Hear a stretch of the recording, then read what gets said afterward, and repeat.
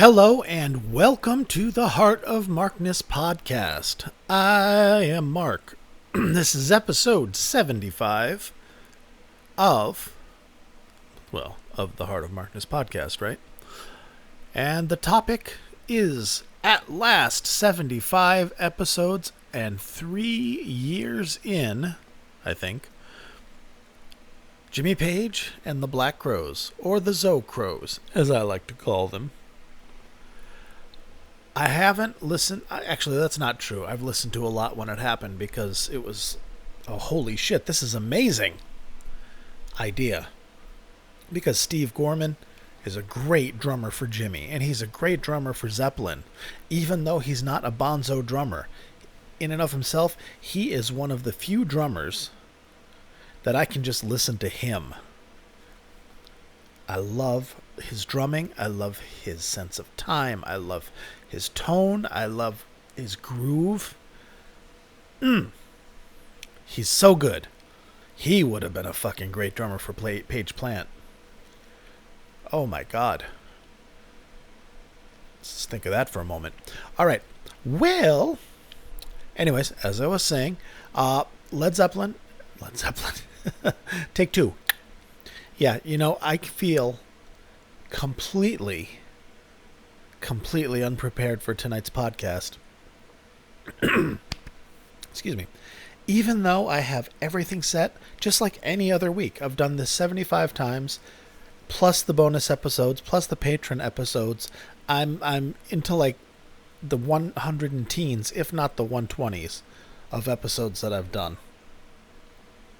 And tonight, it's like it's my first time. Feels like the first time. And I don't know why. I just finished dinner, had a delicious glass of water. I'm clean. I shaved. I am in a state of grace. And yet, I feel like I don't know what I'm doing. I feel scattered. Why, Mark? Why? I don't know. Well, in any case, let's do this. The good thing is, no matter what state of mind or sanity I'm in any given episode, the music is solid. So, I don't know if if I were you for several of these episodes, I would just be like, blah, blah, blah, blah. Is there music yet? Blah, blah, blah. So then I, blah, blah, blah, and then I told her, blah, blah, blah, blah. Hey, hey, mama, and then you listen to the song. But no, I think you listen to me. Most of you do, which is really, really, really touching. All right. Led Zeppelin. Jesus, I did it again. What is wrong? Holy mackerel. Are you wasted, Mark? No! I just told you I'm in a state of grace. I'm clean. I just drank water. A whole jar, because I drink out of a mason jar. Because I'm a mountain man.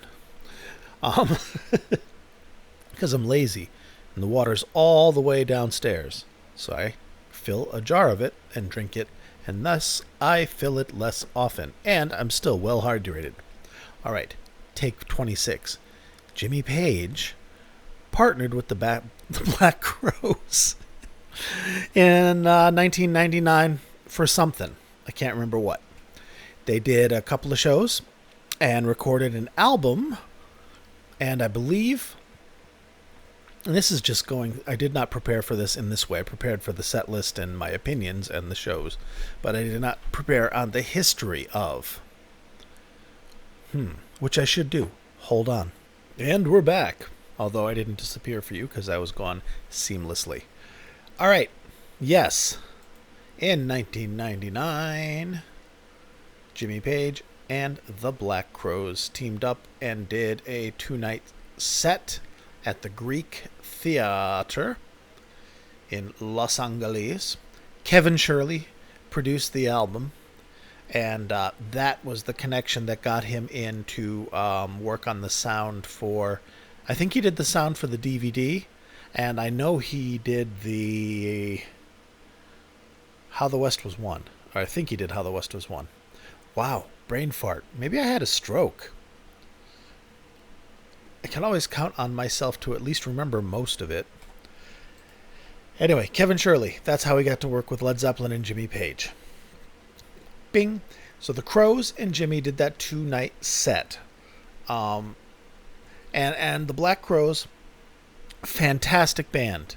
Fantastic band. If all you know of them is just Hard to Handle and Jealous again, and She Talks to Angels, and just everything from that first 1990 album, you are missing out. They're on a level with like the Allman Brothers in ways. Their band is amazingly tight. They would stretch out. They became a jam band, much more a jam band than like what you remember from Hard to Handle. And Chris Robinson is a decent frontman, although I think he's a prick, from what I can gather. If you ever watch What We Do in the Shadows, there's a vampire character named Laszlo, and I could just hear him saying, "I think he's a bit of a prick," because that's how he talks, and I like it. Yeah, they're kind of musically they're similar to the Allman Brothers, and they've got that southern unctuousness to their playing. But behaviorally, they're like the Kinks or Oasis, in that Chris and Rich Robinson don't get along. Arguably, they're both assholes, and this leads up to this quote from Chris Robinson on the album he did with Jimmy Page. Now, that album was the first album to be available as a download, like just released as a download. It didn't come out on CD immediately, and that in that way it's historical. It was released by TV Tunes Records, where you could get like compilation albums with like the theme from Gilligan's Island, the theme from My Dream of Jeannie, hey, don't you miss my three sons, da da da da. But must have been a good deal. Must have been either very lucrative in as far as royalties, or Jimmy knew the guy or something. But they got together, and what this means is Mr. Jimmy Page had a top shelf band behind him. Now, Chris Robinson did some grumblings, because he's a prick, about, like, here's the quote: "It was all right, and Jimmy's a phenomenal guitarist, but to me, it was just a job. Go fuck yourself." That's me. That's parenthetically me. He didn't say that. I'm not a big fan of Robert Plant's lyrics or his singing, so that part of it was a little boring for me. You know why it was boring? Because you suck at singing Led Zeppelin songs. Skinny little fuck. He does. That's the reason I can't lose myself in the Zo-Crows. Because musically, they're great. Because you've got Jimmy Page, but then you have Rich Robinson, who is an insanely good, like, 75% Keith Richards rhythm level. Good. And he could lead. And then you have the rest of the band, who, I don't know, let me see if I have who the musicians were. Lots of personnel changes in the Black Crowes, because of the aforementioned prickishness of the brothers. But amazing musicians to play behind Jimmy. And then you've got Steve Gorman. And then you've got, oh shit, what the hell's that guy's name? The keyboard player. I love this keyboard player. And why don't you remember his name? I do. It's Eddie Harsh. Ed Harsh, insanely good keyboard player. I think he's got some issues. He got kicked out of the Crowes for problems with drugs, and like getting kicked out of the Black Crowes, it's like, go deal with your shit, man. He must have been in rough shape. But he plays with feel. He plays with soul. He is so good. He is so good. It's kind of a melding of Benmont Tench and Billy Preston. I really love it. Really love it. What this means is they did this as this kind of a one-off. It was successful. It was good. It was really, more successful than anticipated. And how did it chart? Number 64. It charted at number 64, which is nothing. It's not impressive. But it had enough buzz that they basically, after this album release, they did a very brief tour in '99, like 6 dates, if that. I did not see them. I don't know why I didn't see them. I don't think I was. I don't know why. Where was I in 2000 or '99? Oh, I was here in Portland. Oh, that's why. Okay. Yeah, '98. That wasn't a great year, so I did not do much. Read a lot. All right, so they toured in 90. They did a very short tour in '99, and then they did a tour, a big old tour, in 2000.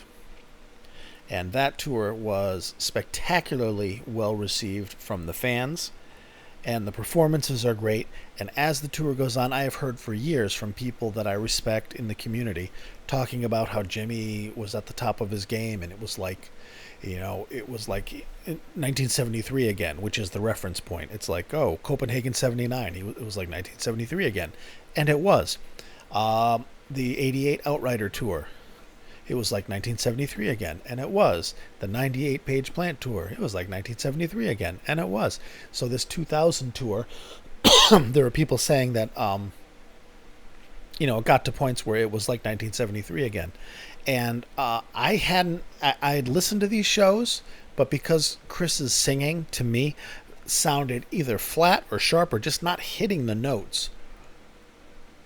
Right, he sounded little pitchy, dog. Little pitchy. To me, anyway, I could not enjoy the performances. But I went back and I read the consensus from people I respect about what the best, quote, Jimmy performance is with the Zocros. And the tour itself is held in high regard, very, very high regard. But this show I'm going to play you is heralded to be, by the majority of folks that I polled, to be the cream of the crop. And this is June 30th, 2000 in Holmdel, New Jersey, the PNC Bank Art Center. See, there we go. I just found my stride. Thank you. 700 years in. Man, I don't know what was up. Don't know what was up. I felt like a stranger doing my own podcast in my own room in my old house. Just did not. Whew. That's all right. Doesn't matter now. It's a soundboard recording, so it's excellent in quality. As such, it lacks a touch in atmosphere, but that's okay because this is a great fucking show. Great show. And here's the set list for it. It's mostly Zeppelin tunes with a few Black Crowes tunes thrown in there. They do the Wanton Song, Misty Mountain Hop, Hots On for Nowhere. Zeppelin never did that. Jimmy didn't do that, never before or since. No Speak, No Slave, that's a Crowes tune. Sick Again, What Is and What Should Never Be. Horsehead, Crowes tune. Oh Well, Fleetwood Mac tune, Peter Green. And that's the really good Oh Well. Don't ask me what I think of you. I might not give the answer that you want me to. So good. 10 Years Gone. Now, 10 Years Gone is a treat. Are you going to play it for us? No. No, I'm not. You're going to listen to it yourself. It's a treat because you've got 3 guitars doing that job, and a bass player, and a keyboard player. Not Jimmy playing the B-bender and Jonesy playing the triple neck acoustic while stomping the bass pedals. They pulled it off admirably when they did it well, but this, you finally have that guitar army sound of it, and it's great. In My Time of Dying, Your Time Is Gonna Come, and that's a fun one. I do like the way they do this one. I'm fine even with Chris singing that one. Remedy, Black Crowes tune, great tune. The Lemon Song, In the Light, Shapes of Things from the Yardbirds, Nobody's Fault But Mine, Heartbreaker, Bring It On Home, She Talks to Angels, Out on the Tiles, first time since 1970 in its entirety, Whole Lotta Love. This is a good show, and it's a good show for guitar players. It's a good show for rock and roll. It's a good show. It's good for your soul. If you can get past Chris Robinson, or if you don't mind it. You know, I have heard, people are generally like, yeah, Chris really isn't the guy to sing that, or his voice at that point, it was so much cocaine because he was partying hard and he weighed 9 pounds and he was an arrogant prick, and, cocaine in your voice makes it a little raspy at times.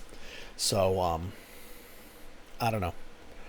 But we're going to listen to it. Thank you for that tepid introduction. What are you playing us, Mark? Well, here's what's going to happen. All right. First of all, you're going to have a little warm milk. Just relax. Everything will be all right. It'll be over before you know it. Hey, 15 minutes in. Look how much time of yours I wasted. All right, fuck this. I'm going to play a song. Hot Sound for Nowhere. Never before performed live. I mean, on this tour they did it. This isn't the only time they did it.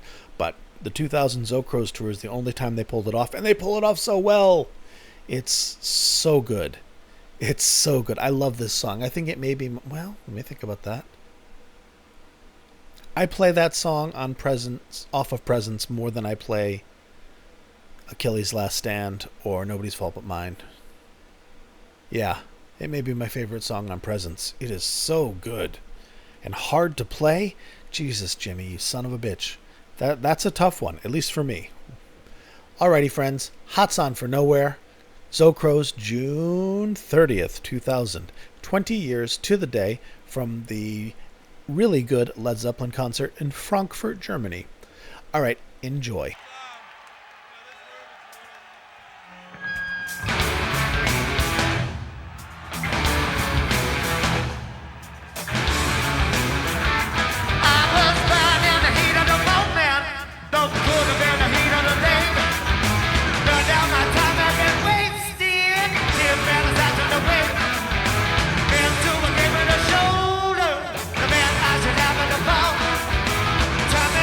Going older.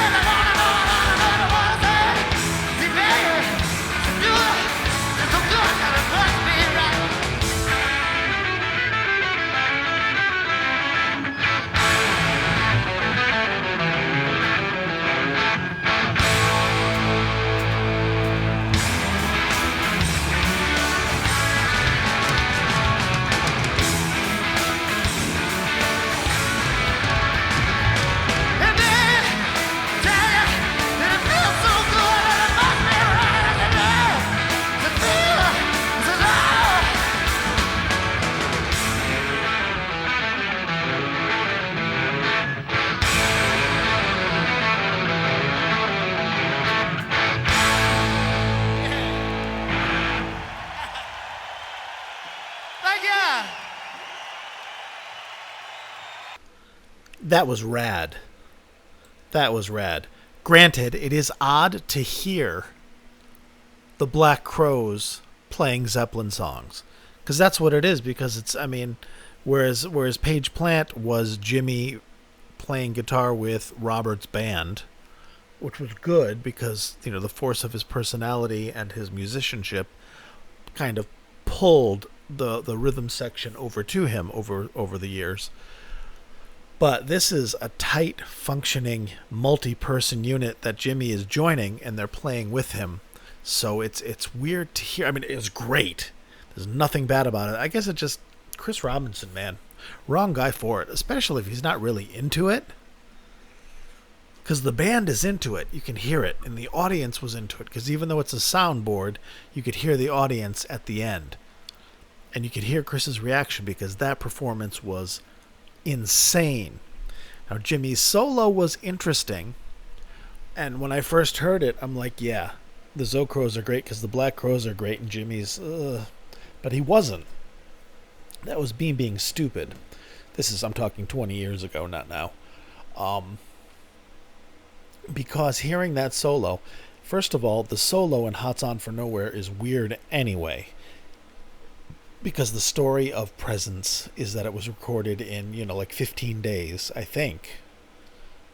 Maybe 21 days. For some reason, let's say 15. 15 days, start to finish. All the songs, mixing, here you go, walk out of there with a 2-track master, here you go, here's your album. 15 days. That's unheard of. It's unheard of. And it was a force of will, and that it was done so quickly because of, illicit substances kept Jimmy going. And that's why that's why the guitar tone, in my opinion, can be a little harsh and brittle there on it. And why the solos are wacky. They're good. I mean, the thing is they're good, but there's a lot of dissonance and a lot of, in the rockabilly, a lot of, I don't know, speedy jangling tones and vibes that I usually get from like Iggy Pop and Lou Reed in the 70s emanate from that record. And thus the solo is not a standard blues solo or really, there's a lot of weird modal playing and dissonance. And that's what Jimmy was going for in that solo. Because when I listened to it the first time, 20 years ago, I was like, ugh, Jimmy, Jesus Christ. And then I thought that the reason why this sounds great is because the Black Crowes are playing great. And, almost like the Arms Tour again, where it's like, okay, all right, the band's great. And here comes Jimmy. Oh, look, he pulled it off. That's not the case at all. That's my stupid perspective and bias that because of this podcast it seems to be eroding away just because I'm forced to reevaluate things that I had just either poo-pooed or not paid attention to or dismissed out of hand before and go, wow, that was good. Like the 77 tour.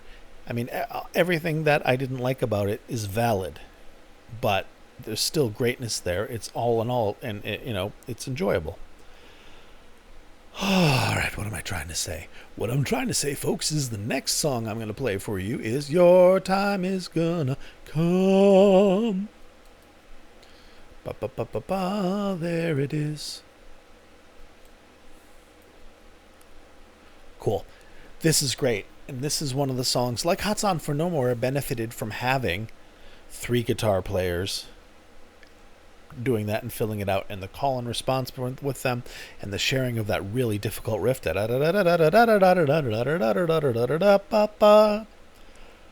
them bopping back and forth. Oh, it's so good. And here's another case of that where you've got, first of all, a very, very good soulful drummer, because he pulled, Hot's On for No More, one of the best things to listen to is Bonzo losing his shit and playing it, because Gorman nails the groove and the feel, and yet he's not emulating Bonham. He's being Steve Gorman, and it is consummate professionalism and talent, and I love hearing it. And it's a similar thing with Your Time Is Gonna Come. Steve Gorman and the Black Crowes are a band where you can, like Zeppelin, listen to whatever member of the band you want to, and you will be entertained and impressed. You can listen to any of the guitarists. You can listen to Steve Gorman. You can listen to Eddie on keyboards and just lose yourself in the virtuosity and feel. That's it. Tight but loose. Tight but loose. Black Crowes have a tight but loose element to it, and in the same way. And because of that, Jimmy fits right in. And musically fits in seamlessly with that band. Oh, all right. Well, enough fucking around. Again, sorry for the long-windedness, folks. Your time is gonna come. Great song. Here you go.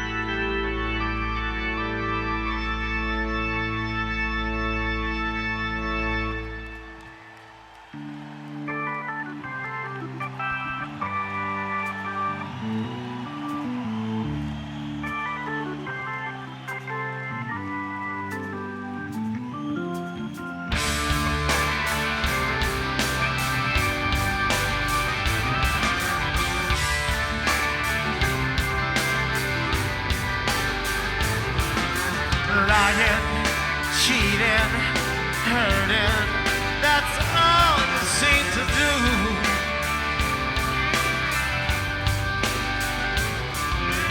Messing around every guy in town, putting me down for thinking of someone new.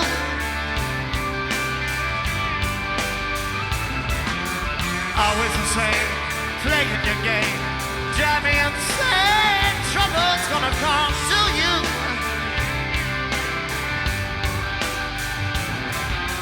One of these days, and it won't be long, you'll look for me, but baby, I'll be gone. That's all I got to say to you, woman. Your time is gonna come. Your time is gonna come.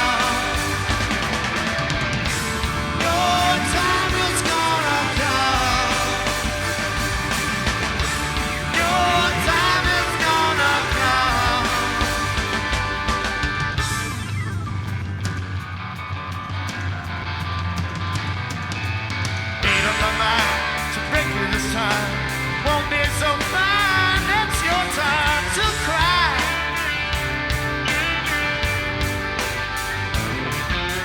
Do what you want, I won't take the brunt. It's fading away, can't feel you anymore.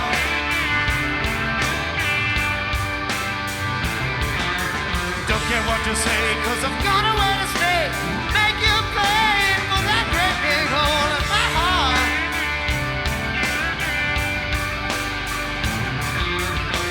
Talking all around, watch out, woman. No longer is this joke gonna be on my heart. Been back to the woman, but it's all coming back to you, yeah. Your time is gonna come. Your time is gonna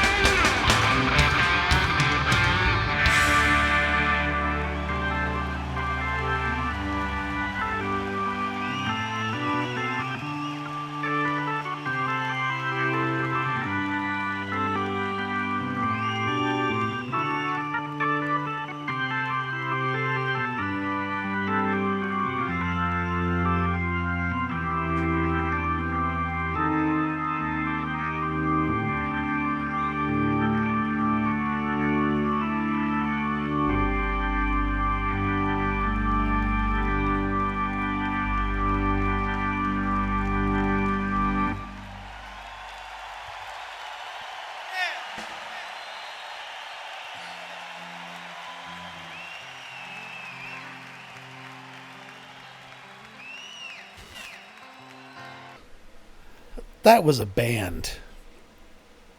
And that's another thing.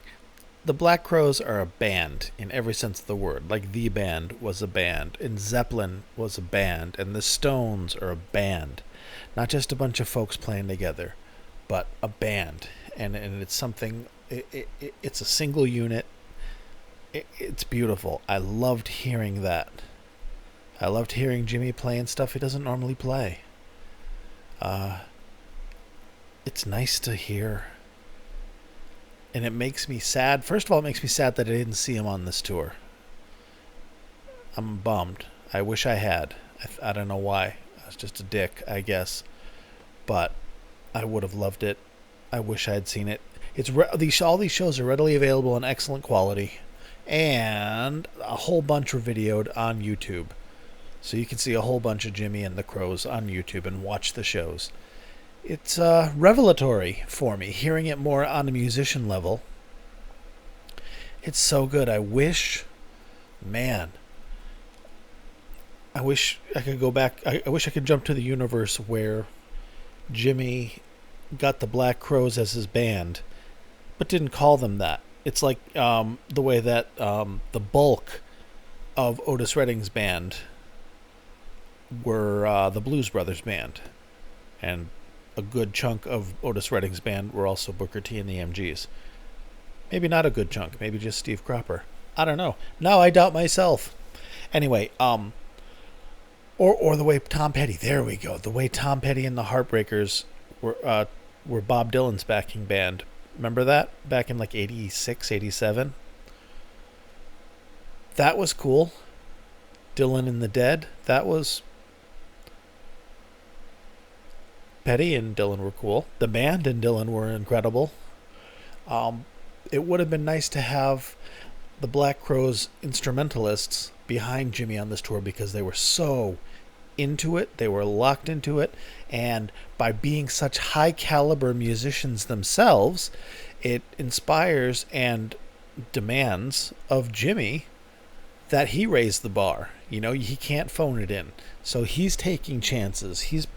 Everything he was playing was well thought out, and it wasn't stuff that I've heard him play before. It's new. I wish more had come after this. But I digress. Alright, guys. I'm going to play you. What am I going to play you? What shall I play you next? I shall play you another doozy. You know, I've decided this is going to be a two-parter. Because this is really excellent, and I should play you the other songs as well. I wouldn't mind. I mean, when they did Black Crowes songs, Jimmy was not featured. He was, which I think is very, very, very good of him, and very professional, and very selfless, in as much as a rock god can be selfless and egoless. Because they're not his songs, and he just was behind playing and allowing the band to play their stuff and playing with them in a rhythm sense, which is really cool. But it also makes it not really worth listening to when you can hear Remedy, and it doesn't matter that Jimmy's in there. He doesn't really add anything to it other than another rhythm guitar. Whew, what am I saying? Two-parter, more songs, good show. We'll play next week. All right, but for now, Out on the Tiles. Sorry, guys, I really don't know what's up with me tonight. Scattered. It was a crazy day. It was one of those days where there was a lot of shit going on, and you're operating at like peak efficiency, which is good because there's exactly enough stuff going on to keep you occupied and not maxed out, but running at full power. That's what today was, and I'm still just kind of reeling from that, I guess, and I apologize. I try to be more professional and concise, or I have lately, and I'm not pulling it off today because I'm just, I don't know, like I got hit on the head with a frying pan, or I'm really tired. Am I really tired? Oh yeah, I got up at 6. I usually don't. I usually get another hour, but today I went in early. All right, cool. Well, that could be it. I'm just tired. All right, I will stop being so hard on myself. But anyway, you deserve some music. Let's listen to Out on the Tiles, another song that benefits from having the extra guitars for the the thickness and lushness of the sound. There's not like a lot going on other than three guitars playing, but you'll hear it. Excellent. And also, wasn't the organ in Your Time Is Gonna Come unreal? He's a great player, and I hope you can hear the soul, because he's playing almost identical to what Jonesy played, which is great. But he also lends his own voice and sound to it without redefining it, without reframing it, without making it his. He makes it his. It was so good. Man. Rewind that and listen to that again. I command you. But first, what? That's confusing. I know everything I say is confusing. You should try being one of my kids. I've raised children. Out on the Tiles, June 30th, 2000, New Jersey. Enjoy.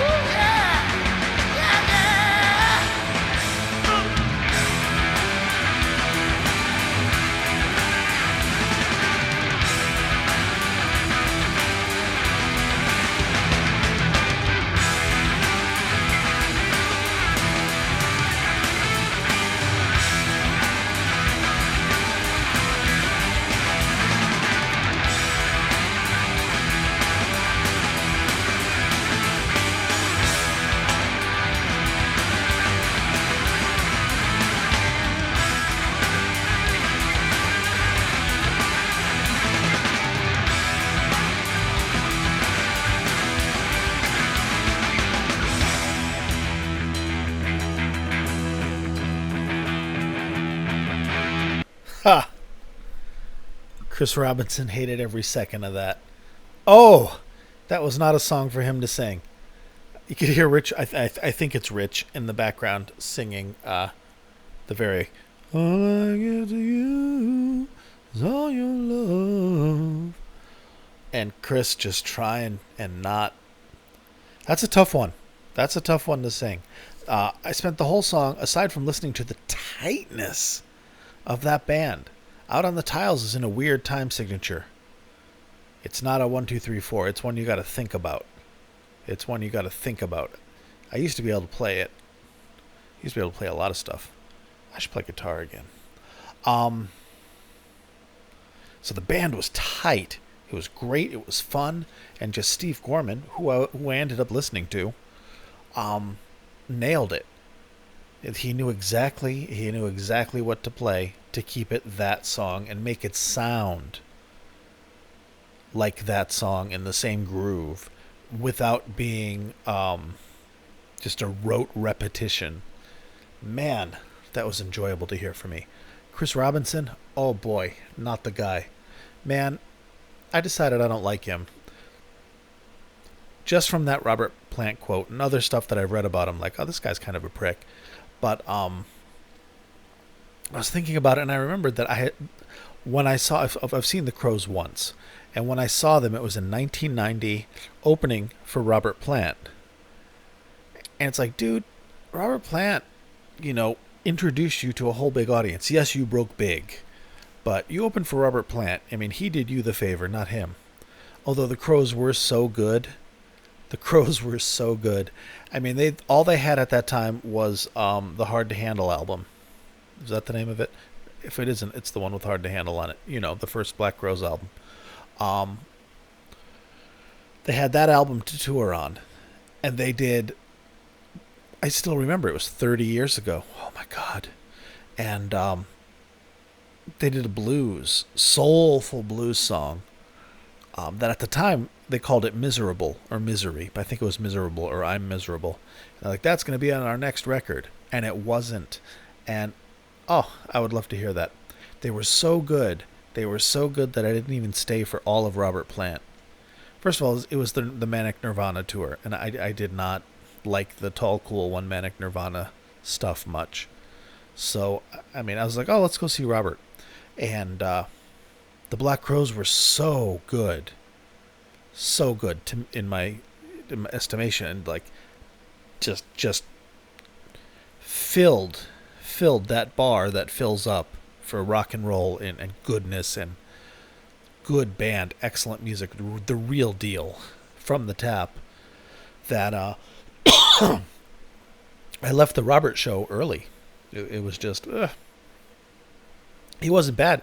Again, another thing I'm going to kick myself over, because like, wow, you're really painting quite the picture of yourself, Mark. You didn't see Page Plant in '98. You didn't see the Zo-Crows in 2000. You walked out of a Robert Plant show. Well, that's not even the worst of it. After I saw Jimmy Page in Worcester, Massachusetts on October 29th, 1988, Robert Plant was playing the same venue on October 29th on the Now and Zen tour. In fact, Robert was at the Jimmy show that I saw. I didn't even go to that show. I saw Jimmy Page. I'm like, well, I have seen the face of God. That's it. I saw Led Zeppelin, or as much Led Zeppelin as I'm ever going to see. And I now have no interest in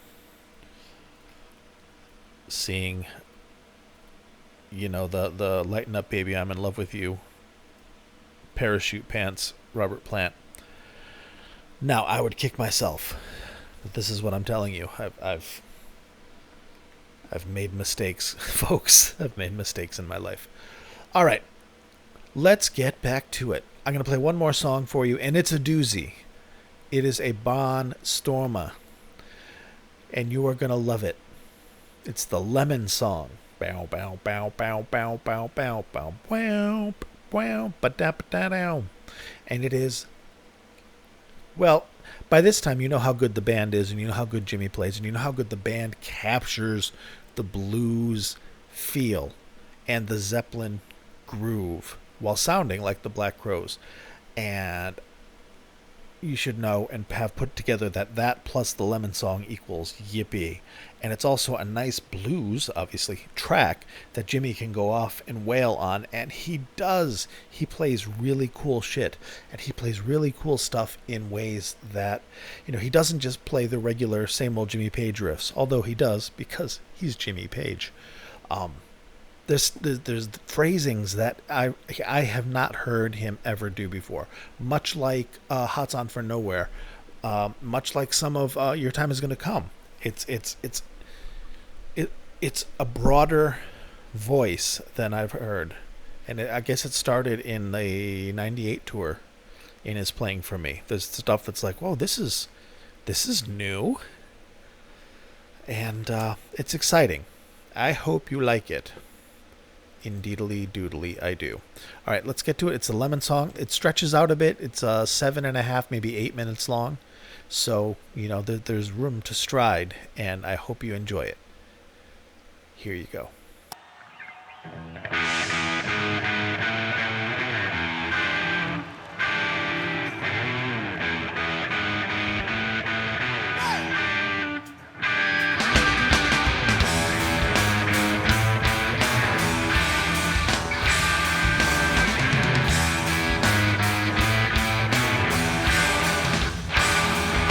Should have quit you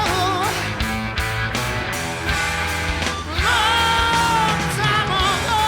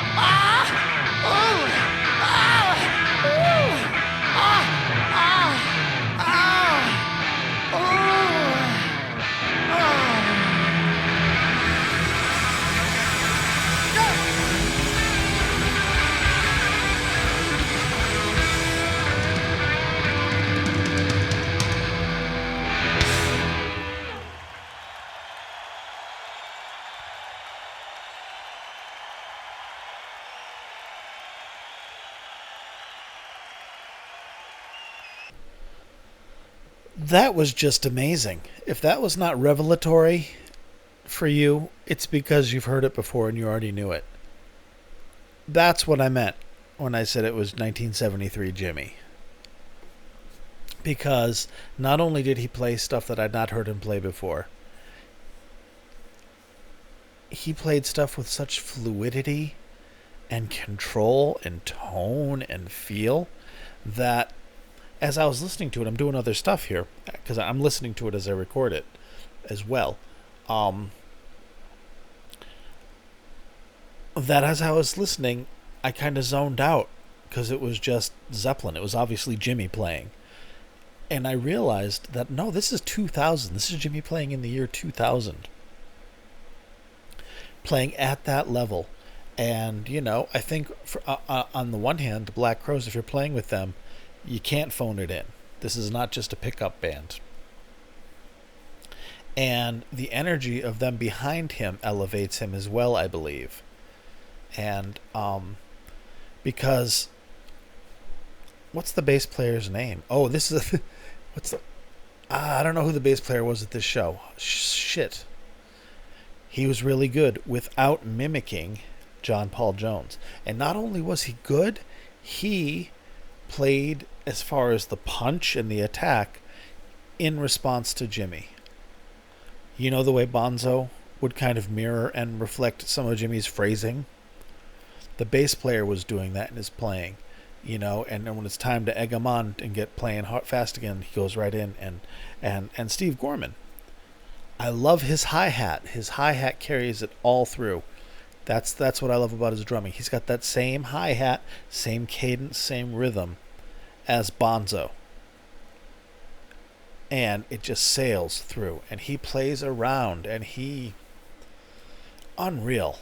This band. That was... Once I finish this episode, I'm going to listen to that again. And again. Because that was... breathtaking. That was breathtakingly good. And it's not like, he emerged from his fog and pulled one off. I mean, this is in my opinion, in my limited experience, the best show of this collaboration. But the rest of them are good too.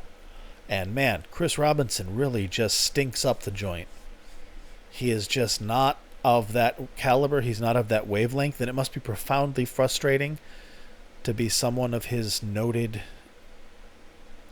self-regard and being the singer anyway, to suddenly have his band, have him be the outsider in his band, have him be the weak link.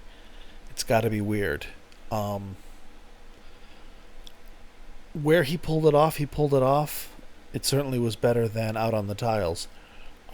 But he just doesn't have it to hit that sustain and that long term. I was thinking of who I could hear singing with this iteration of Jimmy and the Crowes.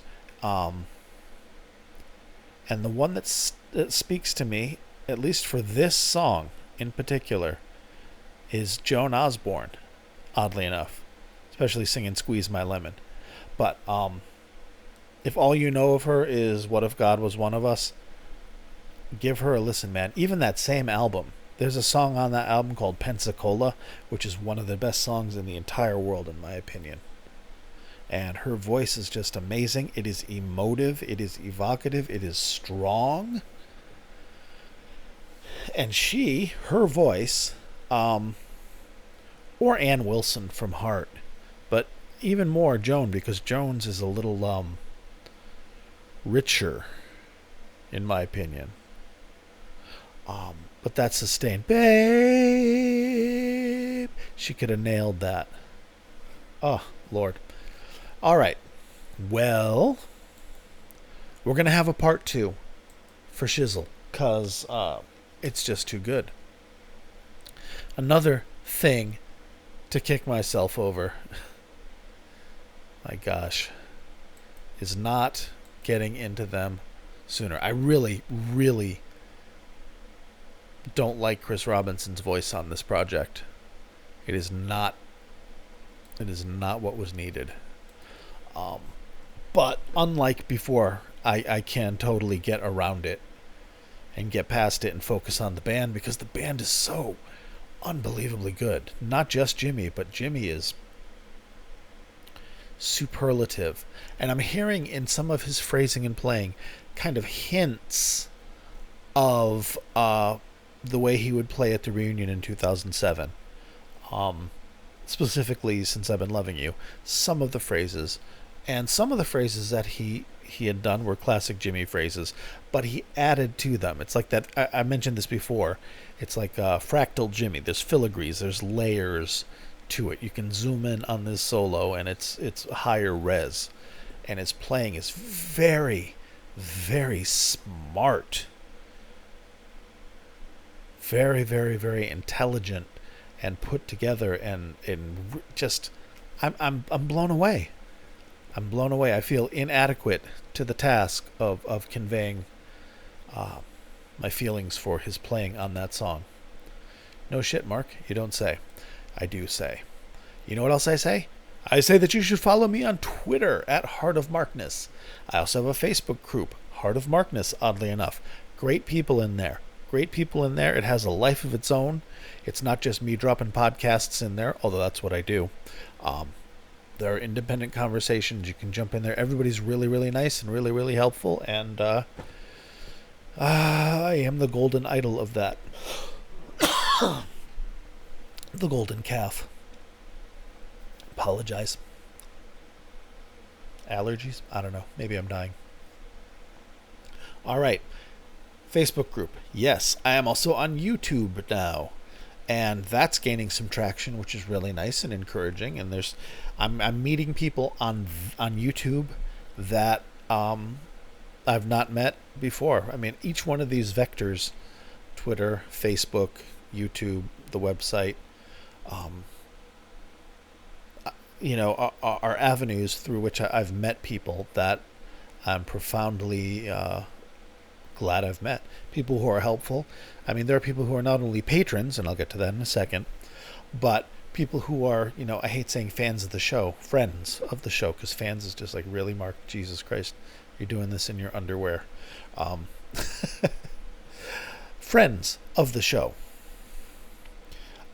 Who help. They suggest shows. Several of these shows have been suggested by people. Themes. People share shows. I've had several people. Just today, somebody offered that's like, hey, I have this show, and hey, I have a bunch of shows. So if you need something, let me know. And because of the generosity of those people and the Dogs of Doom group, the guys that put out Badge Holder Blues, they've shared their resources with me. I have access to lots and lots and lots of shows. I've got access to, almost every extant Zeppelin recording, and the best versions therein, as well as people who have Page Plant shows, Jimmy shows, things like that. And I am so gratified.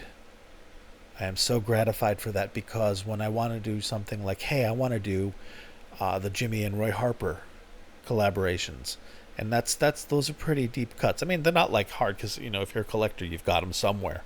But to have people that I can go to and say, hey, do you have this, and have them go, yeah, boom, and then go through the trouble of ripping it if they need to, and upping it and sharing it, so that I can then share it with you. It's really touching, because it allows me to do this, and in the manner in which I want to. It allows me to choose to spread out, like finding this Black Crowes show. The Zocro stuff, BitTorrent isn't what it used to be. Or it could also be that I'm older. 20 years ago, I was downloading stuff off of torrent sites. And I guess I still think that I expect them to be there. But there's a lot of stuff that I can't, that was hard to find. Surprisingly hard to find. Like those Crooked Vultures. Them Crooked Vultures? Yeah, see, stuff like that. I should know that. A little out of focus tonight. Again, I apologize. Shows that I did not expect to be difficult to find, because I'd always been able to just drop it into like dime a dozen. And boom, there they are. And this time it's like, oh, those are my choices. But, people pointed me in some directions. People shared their stuff with me. I did some really, really deep Googling. And so anyways, I'm glad that you guys offer your help in that manner. It really helps.